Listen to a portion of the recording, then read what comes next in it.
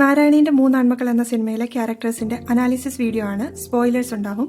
So video കാണുന്നതിന് മുമ്പ് നിങ്ങൾ സിനിമ കണ്ടിട്ടുണ്ടെങ്കിൽ നല്ലതായിരിക്കും. ഇത് സിനിമയെ പറ്റി പറയുകയാണെങ്കിൽ ഒരുപാട് ലെയേഴ്സ് ഉള്ള ഒരുപാട് കാര്യങ്ങൾ പറഞ്ഞു പോകുന്ന ഒരു സിനിമയാണിത്. എനിക്ക് പേഴ്സണലി ഫിലിം നല്ല ഇഷ്ടപ്പെട്ടു. അങ്ങനെ ഇഷ്ടപ്പെട്ടാലും നമുക്കൊരിക്കലും നമ്മുടെ ഫാമിലി ആയിട്ട് റിലേറ്റ് ചെയ്ത് പറയാൻ പറ്റാത്ത ഒരു ഫിലിമായത്.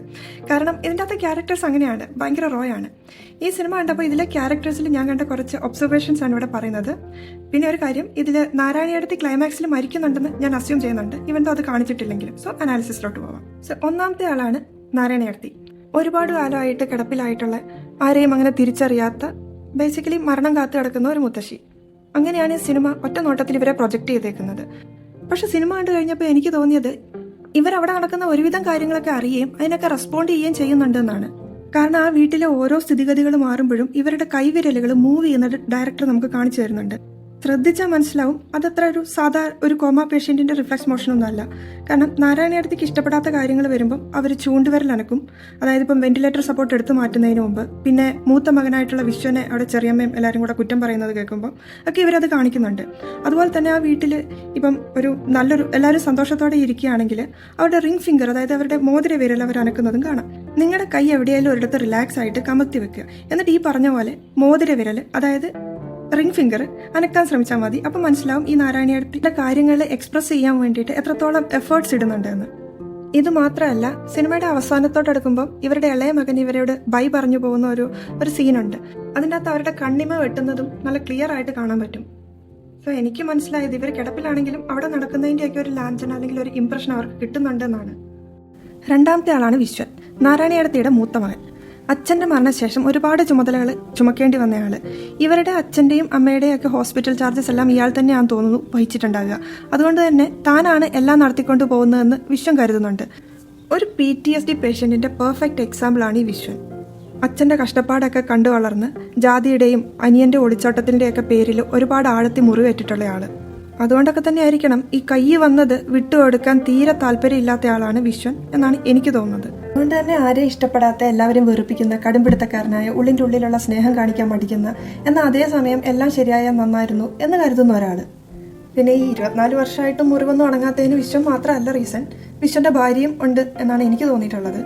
ലീഗലി അനിയന് അവകാശപ്പെട്ട ഒരു സ്വത്ത് അത് അവർക്ക് കൊടുക്കണ്ട എന്നൊക്കെ ഭാര്യ വിശ്വനെ ഓർമ്മിപ്പിക്കുന്ന കുറച്ച് സീനുകളൊക്കെ ഈ സിനിമയിലുണ്ട്. ഈ സിനിമയിൽ ആക്ച്വലി എനിക്ക് തീരെ അക്സെപ്റ്റ് ചെയ്യാൻ പറ്റാത്തൊരു ക്യാരക്ടറായിരുന്നു ഇവരുടേത്. So let's move on.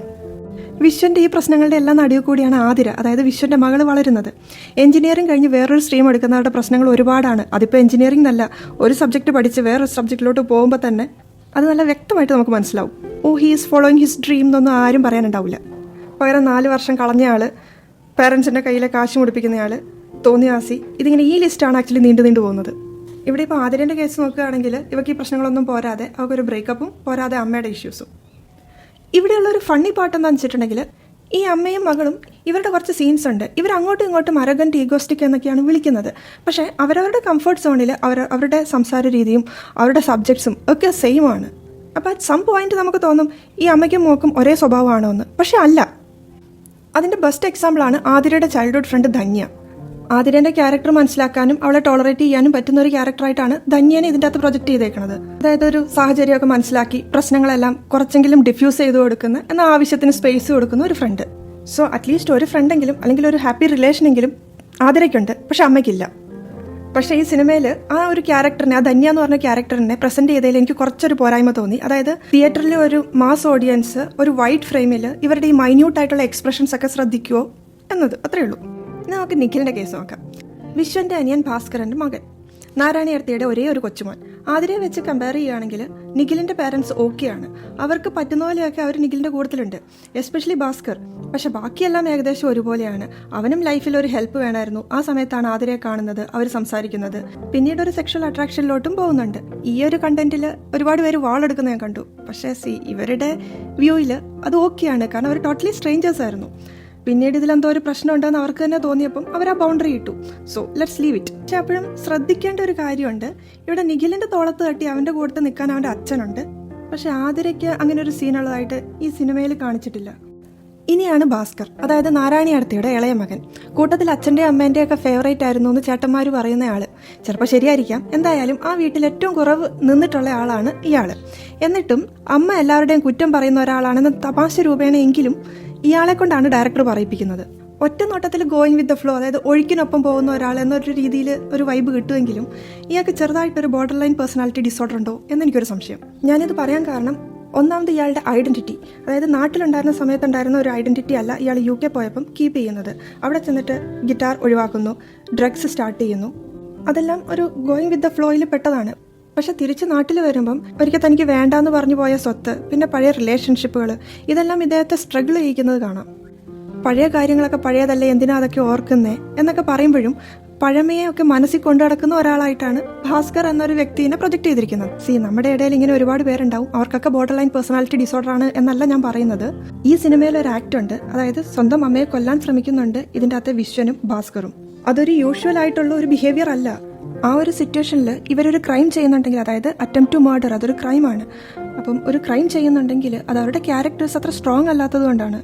എല്ലാവരുടെയും ക്യാരക്ടർ ഒരു പോയിന്റിൽ ബ്രേക്ക് ആവുമായിരിക്കാം, പക്ഷെ ആ ഒരു പോയിന്റ് ഡിസൈഡ് ചെയ്യുന്നത് നമ്മുടെ ക്യാരക്ടറിന്റെ സ്ട്രെങ്ത് ആണ്. അപ്പം ഈ കേസിൽ ഇവർക്കതില്ലാതെ പോയതും ഇങ്ങനെയുള്ള പേഴ്സണാലിറ്റി ഡിസോർഡേഴ്സ് കാരണമായിരിക്കാം. അതുകൊണ്ടായിരിക്കാം ഒരുപക്ഷെ ഇതെല്ലാം പെട്ടെന്ന് തീർന്നു കിട്ടിയാൽ മതി എന്നൊക്കെ കരുതുന്നത്. അല്ലാതെ അവർ ജനറലി ഒരു ബാഡ് ക്യാരക്ടേഴ്സ് ആയിരുന്നു എന്നൊന്നും എനിക്ക് തോന്നുന്നില്ല. പിന്നെ ആ വീട്ടിലുള്ള എല്ലാവരും തന്നെ ഇതെല്ലാം ഒന്ന് പെട്ടെന്ന് തീർന്നു കിട്ടിയാൽ മതി എന്ന് കരുതുന്നവരാണ്.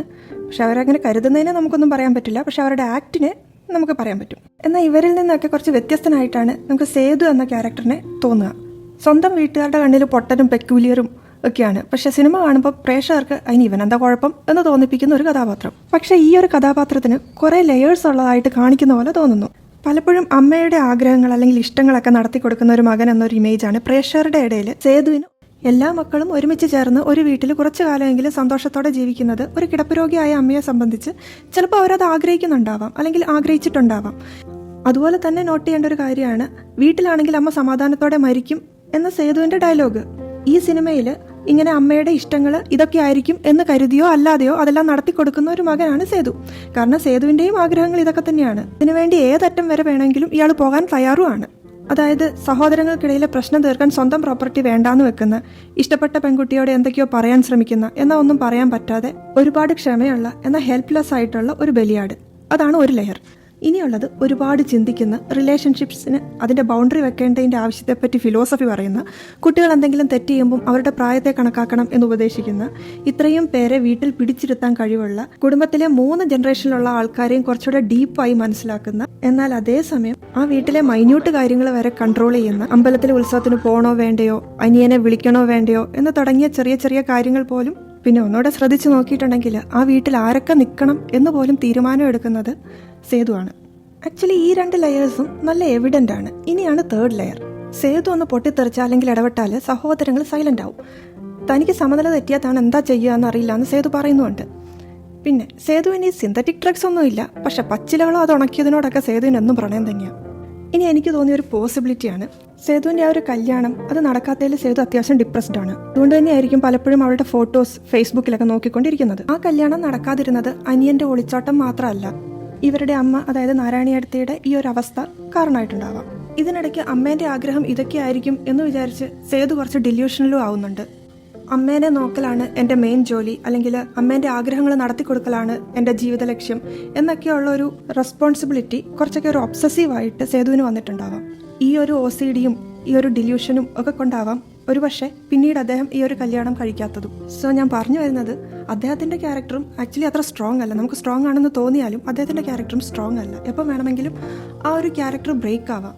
ഇനി നിങ്ങൾക്ക് എന്ത് തോന്നുന്നു? അതായത് ഇതെല്ലാം കൂടെ കൂട്ടി വായിച്ചാൽ ക്ലൈമാക്സിൽ ഇത്രയും ദിവസം കൊണ്ട് ആക്ച്വലി ബെറ്റർ ആയിക്കൊണ്ടിരുന്ന ഇവരുടെ അമ്മ പെട്ടെന്ന് മരിക്കുന്നത്, അത് പ്രത്യേകം കാണിക്കുന്നില്ല, പക്ഷെ ഞാൻ അങ്ങനെയാണ് അസ്യൂം ചെയ്തേക്കുന്നത്. എന്തായാലും ആ അമ്മ പെട്ടെന്ന് മരിക്കുന്നതിന് ചിലപ്പോൾ ഒരു ഉത്തരം കിട്ടും. കാരണം ആ അമ്മ മരിക്കുന്നതിന് തൊട്ട് മുമ്പ് അങ്ങോട്ടേക്ക് കയറി ചെന്നത് സേതുവാണ്. ഇതിന് ഞാനൊരു റീസൺ കൂടെ പറയാം. നമ്മൾ ഒരാളെ പൊട്ടെന്ന് വിളിക്കുന്നത് നമ്മുടെ ലോജിക്ക് അനുസരിച്ച് മറ്റൊരാൾ പ്രവർത്തിക്കാതിരിക്കുമ്പോഴാണ്, അല്ലെങ്കിൽ അവരുടെ പ്രവൃത്തി നമ്മുടെ ലോജിക്കുമായിട്ട് നമുക്ക് കണക്ട് ചെയ്യാൻ പറ്റാത്തപ്പോഴാണ്. ഇവിടെ ഈ ബ്രദേഴ്സിന്റെ പൊട്ടൻ വിളിക്ക് ശരിക്കും വല്ല റീസണും ഉണ്ടോ? ചെറുപ്പത്തിൽ സേതുവിന് ഡിസ്ലെക്സിയ ഉണ്ടായിരുന്നു എന്നാണ് ആതിര പറയുന്നത്. പക്ഷെ ആതിരയ്ക്ക് ഇത് വിശ്വം പറഞ്ഞു കേട്ടുള്ള അറിവാണ്. പിന്നെ 5 കുണിക്കാൻ അറിയാത്ത പൊട്ടൻ എന്നൊക്കെ വിശ്വം പറയുന്നുണ്ട്. അത്രയും പൊട്ടനാണെങ്കിൽ ഇയാൾ എങ്ങനെ വീട് നോക്കും, ഇയാൾ എങ്ങനെ കട നടത്തും? എനിക്ക് തോന്നുന്നു സേതുവിന്റെ ആക്ഷൻസ് അല്ലെങ്കിൽ സേതുവിൻ്റെ ലോജിക്ക് വിശ്വൻ്റെ ലോജിക്കുമായിട്ട് മാച്ച് ആവാത്തതുകൊണ്ടാണ് വിശ്വൻ സേതുവിനെ പൊട്ടാന്ന് വിളിക്കുന്നത്. പിന്നെ ഭാസ്കർ പിന്നെ അതെല്ലാം കേട്ട് വളർന്നുകൊണ്ട് ചുമ്മാ കയറി പൊട്ടാന്ന് വിളിക്കുന്നതെന്നാണ് എനിക്ക് തോന്നുന്നത്. അതിവിടെ പറയാൻ കാരണം അവർ രണ്ടുപേരും, അതായത് വിശ്വനും ഭാസ്കറും അമ്മയെ കൊല്ലാൻ നോക്കി, പക്ഷെ ചെയ്യാൻ പറ്റിയില്ല. പക്ഷേ സേതു വീട്ടിലെ എല്ലാവരെയും ഒരുമിച്ച് നിർത്താനുള്ള ആ സേതുവിൻ്റെ ആ ഒരു എഫേർട്സ്, അതെല്ലാം ഒരുമാതിരി ആദ്യം കാണിച്ച ആ കരിഞ്ഞ ചെമ്മീൻ കറി പോലെ ആയപ്പം ഏതോ ഒരു സമനില തെറ്റിയ നിമിഷം സേതുങ്ങാനത് ചെയ്ത് കാണുമോ?